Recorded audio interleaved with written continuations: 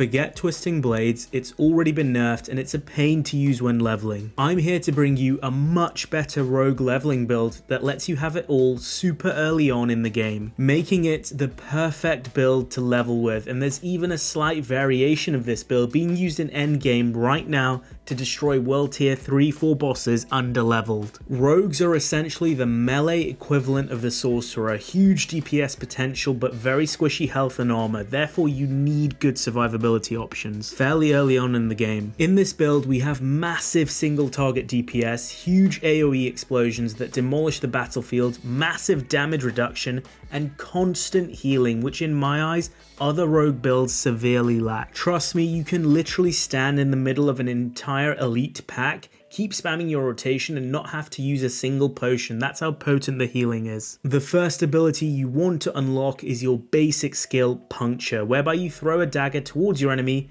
and every third cast will slow your enemy, and if it's a critical strike then it will guarantee slow your enemy. You don't want to level this beyond rank 1 out of 5 as there's far more important skills to unlock and there's very little return gained from that skill point. Make sure you get enhanced puncture for more energy generation and more importantly fundamental puncture, which splits the dagger into 3 throws with an overall boost to damage, and more importantly for the build it applies vulnerability. Vulnerability applies a debuff to enemies so you hit them for 20% more damage, and it will form the basis for our healing, which I'll discuss later. The core skill which forms the heart of the build is Flurry, whereby you strike enemies in an arc in front of you 4 times. You'll want to get this to 5 out of 5 eventually, but again there's so many other important skills to get. Enhanced Flurry is absolutely insane and is what causes you to have constant healing. Every time you hit a vulnerable or slowed enemy, remember our basic skill Puncture is applying both, you heal yourself for up to 12% of your max health. Improved Flurry spreads that vulnerability in a massive radius, so throw a few punctures, unleash Flurry, and you'll do huge damage and heal yourself. This is the core gameplay loop, though it becomes a little bit more complicated later on. I'd also get some passives here. Sturdy gives you damage reduction to closer by enemies, which you'll need as you're always going to be in the thick of it. And Siphoning Strikes heals you whenever you critical strike any close enemies. Remember, for any passives I mentioned today, don't prioritize them early on when leveling. It's way more fun to unlock new abilities in my eyes and more potent before you start making passives 3 out of 3. At level 15 you gain access to the rogue specific questline which unlocks combo points, which further enhances our Flurry ability. I highly recommend doing this as soon as possible. You gain 1 combo point for each puncture, and with 3 combo points you massively increase the damage for Flurry, and you increase your attack speed by a whopping 45%. You can literally see your attack speed accelerate in real time as you use more and more flurries. And that attack speed bonus is so good, even for bosses, that for most encounters you won't need your second specialization, which unlocks at level 20, Inner Sight, which is typically seen as the single target DPS specialization. Inner Sight builds up charge so that for 4 seconds you can spam your abilities, but honestly the damage increase in the attack speed bonus specifically is just too valuable to give up on. I see a lot of players making this mistake early on, and that's unlocking tons of offensive abilities, of which you won't be able to use them all on the battlefield because you have limited energy resource. The next ability you want for this build is Dash, which gives you 2 charges that lets you maneuver the battlefield effectively while dealing some damage. I would definitely get Enhanced Dash, as that increases critical strike damage for 5 seconds for any enemies damaged by your dash. Dark Shroud is going to give you even more damage reduction, up to a maximum of 40%.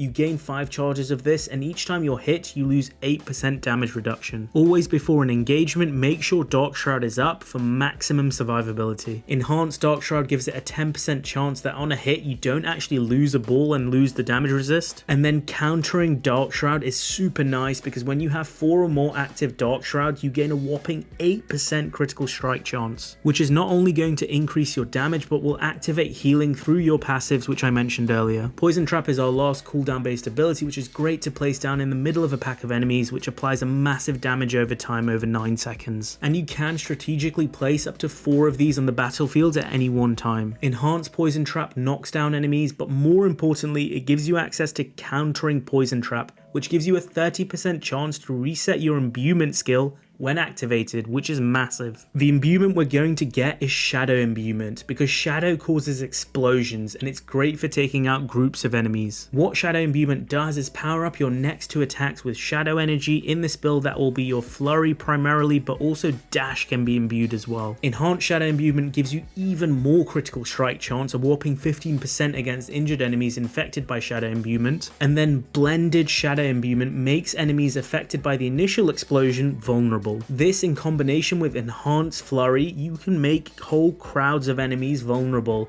and it makes your healing absolutely broken. Poison Imbuement is better for single target DPS, but as this is a leveling build, I'd highly recommend Shadow Imbuement. The explosions are insane, and the ability to make entire crowds of enemies vulnerable, which then feeds back into your healing even more, is absolutely invaluable, especially when leveling up solo. Add in Precision Imbuement for even more critical strike chance. Now, this setup forms the core of the build that should take you to level 30 pretty easily and beyond. There are passives like Trap Mastery, Innovation, Second Wind, Alchemist Fortune, and Momentum, which you'll want to unlock later on. The great thing about this build over Twisting Blades is that you unlock the key aspect for it in Act 1 at level 15 in the same dungeon as the Rogue quests. It makes Flurry even better as it now hits in an entire circle around you, meaning the direction you face is less important. And if you infuse that aspect onto a two-handed weapon, so put it on your bow or crossbow, it increases Flurry damage by 16% instead of just the 8 it mentions. Remember, the abilities I'm recommending in this build are all based on your one-handed weapons, your swords or daggers, not your bow for damage. So go to the Occultist as early as possible and infuse the aspect. You won't need to change your bow very often because it doesn't impact Flurry damage. So there's your Flurry Rogue leveling build that will take you to endgame and be very effective even there. If you enjoyed what I talked about today, remember to smash the like button and subscribe to the channel for more Diablo builds as we get deeper into the game. I'm Mr. Ronit, and that's it for today. Peace out, guys.